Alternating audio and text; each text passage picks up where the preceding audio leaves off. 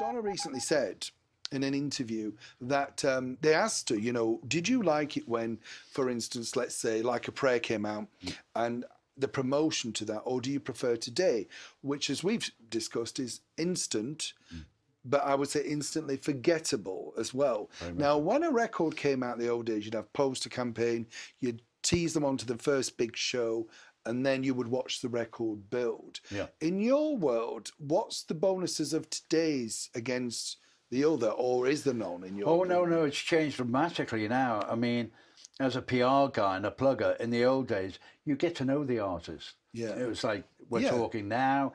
A good example, ABBA, when I worked with ABBA. Oh, yeah, the funny story, but with ABBA, I'd meet ABBA at the airport, I'd drive along, we're chatting away, we're going along, great, perfect. And you get to know the artist, and we'd have a little drink, sort of at Top of the Pops or wherever, have a giggle. So it's more intimate. Now it's all in, out, boom, boom, and everything's online, everything's disposable now. And I think it's lost its charisma. Well, it's definitely lost its charisma. Everything is too remote, you know, too, how can I say?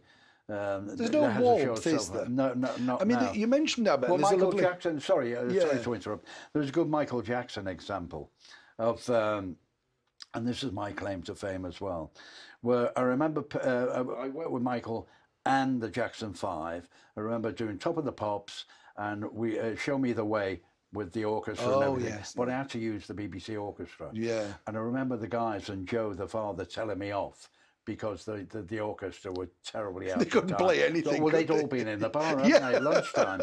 So I got a real kick up the backside for that. And then eventually I worked with Michael on his own. So I'd meet him maybe at the airport when, you know, you'd have to get a work permit there.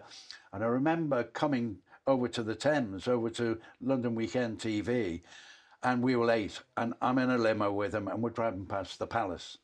And I saw the flag, and the flag was up, and I said, oh, the Queen's in today. Hey, John, how'd you know that? I said, flag up, Queen in, flag down, she's elsewhere. No, can we go in and have a cup of tea? I said, no, it doesn't work like that. So anyway, every time he came into the UK, I'd have to go past the Palace to see whether she was in or out. And I always remember doing a big Capital Radio when they were at Euston Tower. We're doing an interview and we're early. So I parked a car round the corner from Capital, away from the fans. And it was Lawrence Corner, where the military shop was. And Michael's looking out the car at the shop. He says, Chad, what's that shop there? I said, you remember we went past the Palace on a couple of occasions? I said, the suits and the uniforms that they wear, they sell them there. I want to go in, Judd. I said, well, can't we wait? He said, please. So in the end, I got the security guard. We went in. I remember this poor little girl going, in shock. Is this? So I said, Michael, say hello. He bought half of the shop. We were stuffing the limo with all memorabilia. And it's me who's responsible. If you look at him on stage, all the way through, he used to put military parade and everything. He did, it was a big military fan, down to me, that wasn't was. Wow. And he went, when we went from there, we went to Radio 1, and he had a pith helmet on. And I think there are still photographs of that. So I introduced him to the militaire. Sadly, when he died, ITV News contacted me, and I'd explained the story, and they only found the girl that we met when we went into the store. Wow. She's now, you know, 40, 50 years old, and we just recited the story. But so they were the fun days of PR, where you get to know the artist and you get involved with the artist.